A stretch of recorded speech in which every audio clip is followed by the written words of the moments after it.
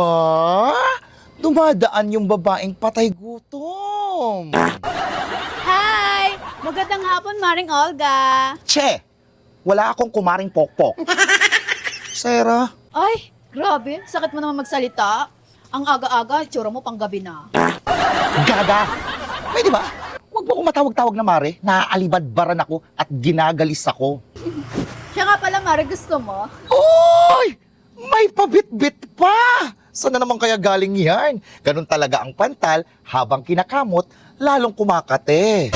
Grabe ka naman, Mare. Gusto lang naman kita bigyan ng tuyo. Gusto mo, Mare? Tuyo? Masarap ta. Ew! Tuyo? Hindi ka ba kinikilabutan sa sarili mo? Sa bagay, yan lang naman ang afford mo. Tawag dito tuyo, pang mga patay gutom at may hirap. Ew! Bala ka, Mare, kung ayaw mo. Ano ba ulam mo? Wala ka Mare, ano ba? Che! Ulam ko? Ha! Mas masarap ang hapunan namin ngayon. Roberto, pasok.